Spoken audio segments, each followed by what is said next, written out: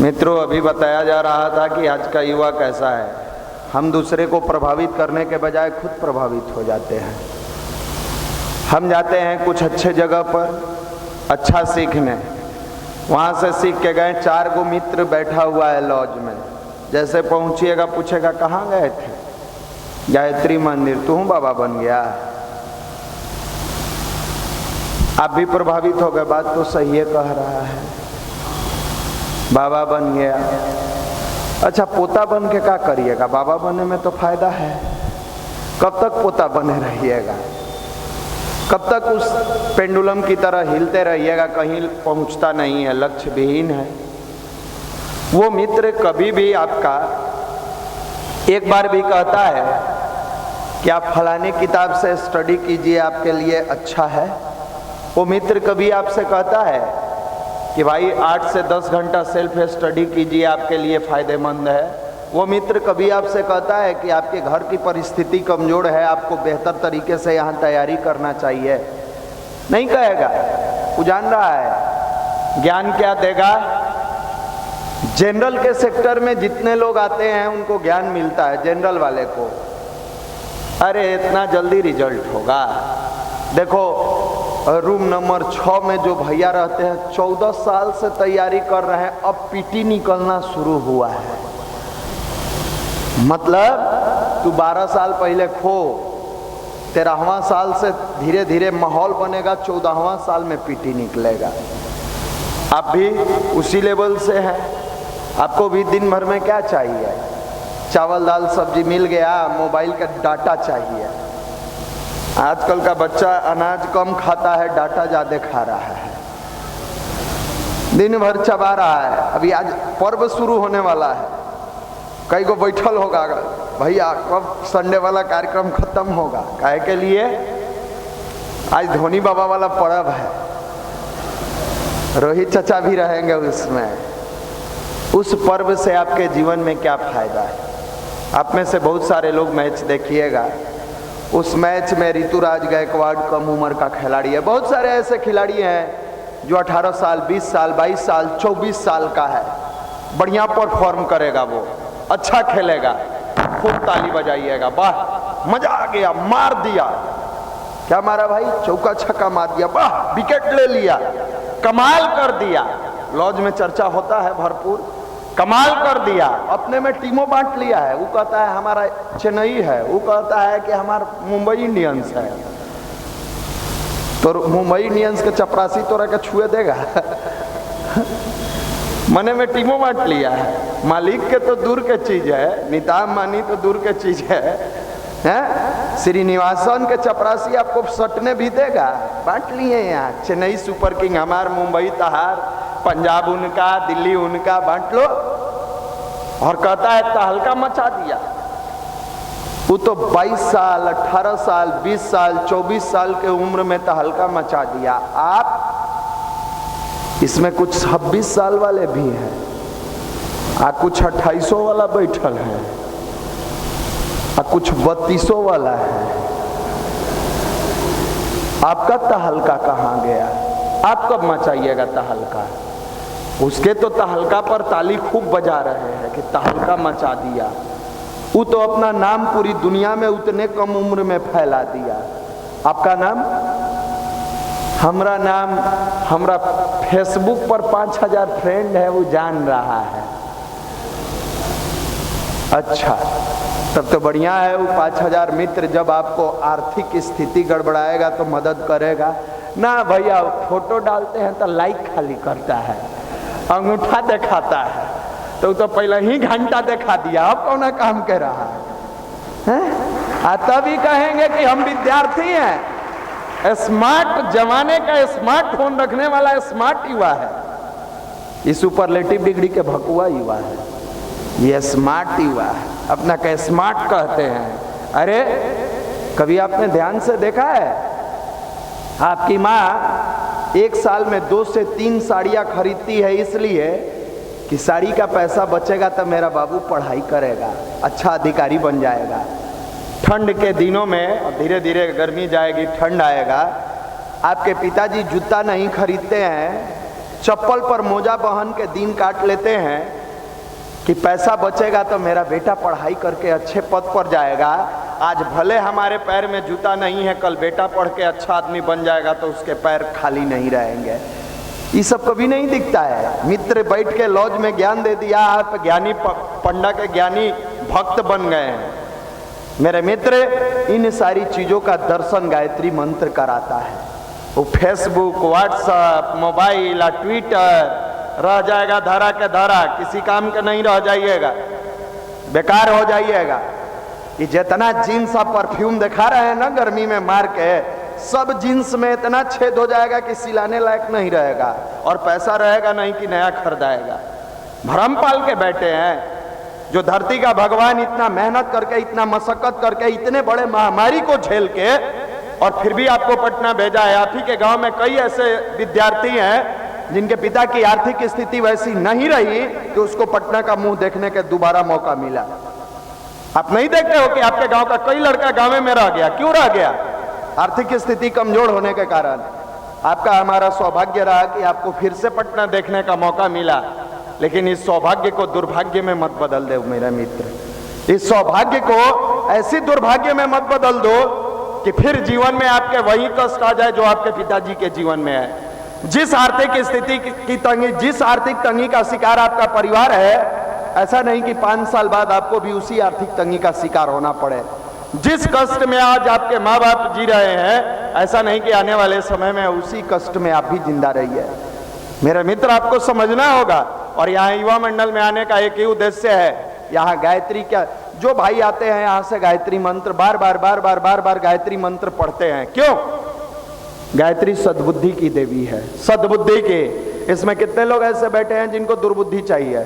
दुर्बुद्धि, हाथ उठाइएगा। मंदिर में सुनते हैं कि जो भी चीज मांगा जाता है जल्दी मिल जाता है। हाथ उठाइए दुर्बुद्धि वाले लोग। नहीं चाहिए, एको को के नहीं चाहिए। सबको क्या चाहिए? सद्बुद्धि। अब आपको प्यास लगा है, गिलास में पानी है, हमको पानी चाहिए और पानी रखा है, हम हाथ से उठाएंगे नहीं, पेट में चला जाएगा। एक तरफ कोई हाथ नहीं उठाया, क्यों? क्योंकि हमको सद्बुद्धि चाहिए। और दूसरा तरफ जब यहां से सिखाया जाता है कि 20 से 30 मिनट गायत्री की साधना करिए, भैया होता ही नहीं है। आएगा कहां से सद्बुद्धि? फ्लाइट पकड़ के दिल्ली से आपके दिमाग में समा जाएगा, आके आज चेन्नई से आएगा, लखनऊ से आएगा। आपको सद्बुद्धि भी चाहिए। एक व्यक्ति हाथ नहीं उठाया कि नहीं हमको दुर्बुद्धि चाहिए। सबको सद्बुद्धि चाहिए। और उस सद्बुद्धि का मंत्र, जब गायत्री मंत्र कहा जाता है 20 मिनट जपिए, टाइम में नहीं मिलता है। टाइम तो ऐसा मिल जाएगा कि पूरा फुर्सते के क्षण में रहिएगा। माफ करिएगा, लॉज में भैया लोग के देखिएगा भरपूर टाइम है, खाते हैं, सोते हैं, अब पूरा टाइम है उनके पास। 20 मिनट संकल्प के साथ नए भाई जो 3 महीना 2 महीना से लगातार आ रहे हैं, 30 मिनट घड़ी देके 30 मिनट, इससे कम नहीं। दुनिया में धन मिलेगा आपको कि नहीं, नहीं मालूम हमको गायत्री जपने से। दुनिया में क्या होगा नहीं होगा गायत्री से नहीं मतलब है। लेकिन एक चीज है कि गायत्री की साधना करने वाले व्यक्ति के जीवन में वो सब कुछ मिलता चला जाता है जिसको उसकी आवश्यकता है।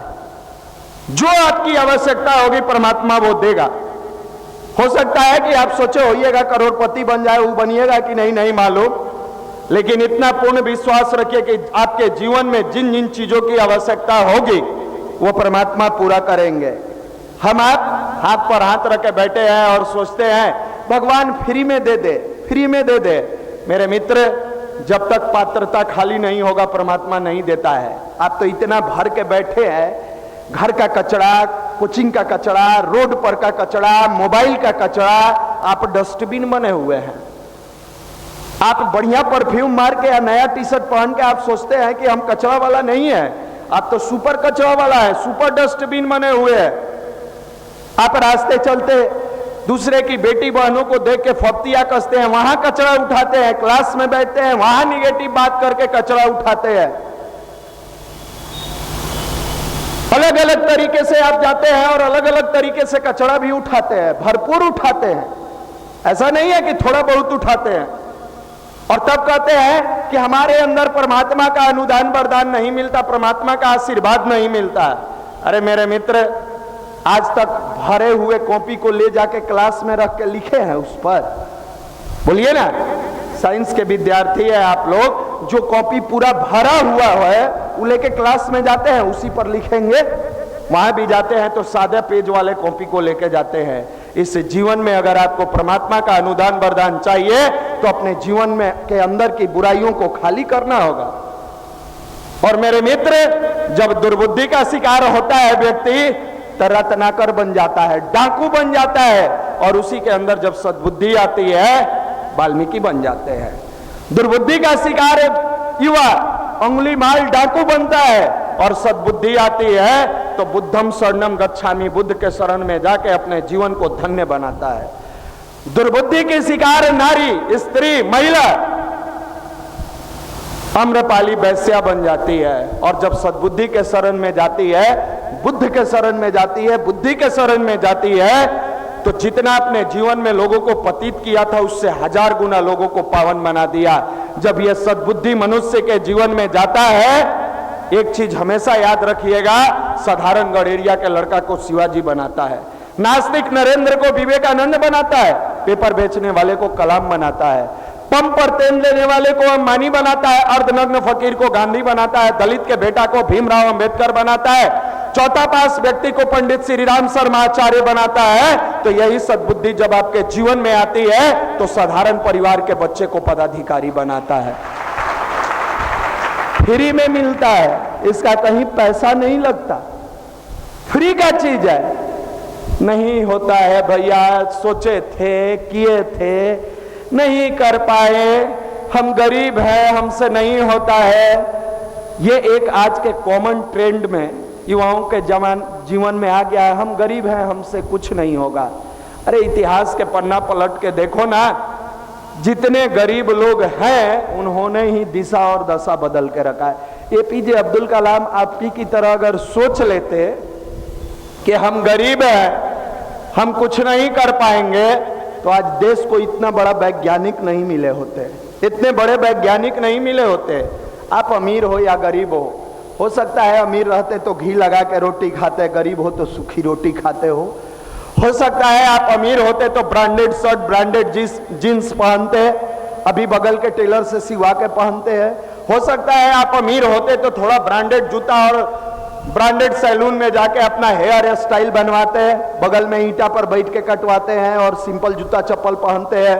हो सकता है आप अमीर होते तो महंगी बाइक से युवा मंडल में आते, क्लास करने जाते या कहीं भी जाते। थोड़े से गरीब परिवार से हैं, साइकिल चला के जाते हैं। क्या फर्क पड़ता है? जिस टीचर से आप वो पैसा वाला पढ़ता है उसी टीचर से तो आप भी पढ़ रहे हो। ये गरीबी अमीरी शिक्षा को प्रभावित करती होगी, लेकिन थोड़ी बहुत करती होगी। कई लोग कहेंगे नहीं भैया इस बात से हम सहमत नहीं है, हो सकता है, सबका अपना अपना विचार है, लेकिन मेरा मत है कि अगर अमीर परिवार के बच्चे कॉन्वेंट में पढ़ के ही सब कुछ करते हैं, तो इसमें बहुत सारे भाई हमारे कॉन्वेंट में पढ़े हुए हैं, उनको तो आज के डेट में अधिकारी होना चाहिए। और तब तो कॉन्वेंट में पढ़ने वाला हर स्टूडेंट सफल होना चाहिए। ऐसा नहीं है रामेश्वरम की गली का चक्कर लगाने वाला नौजवान जो पेपर बेचता है और वो विंग कमांडर की नौकरी में असफल होने के बावजूद मिसाइल मैन के नाम से जाना जाता है और राष्ट्रपति पद को सुशोभित होते हैं। कहां गई गरीबी अमीरी? ये मानसिक रूप से प्रताड़ित करती है। आप जब भोजन करते हो उस समय ये गरीबी अमीरी क्यों नहीं आती? आप जब वस्त्र पहन के निकलते हो क्यों नहीं आती? जब स्टडी टेबल पर बैठते हो, पढ़ने बैठते हो, उसी समय ये गरीबी अमीरी क्यों आपको परेशान करती है? उसी समय ये आपको तंग क्यों करती है? माफ करिएगा मेरे मित्र, इस दुर्बुद्धि से हटना होगा।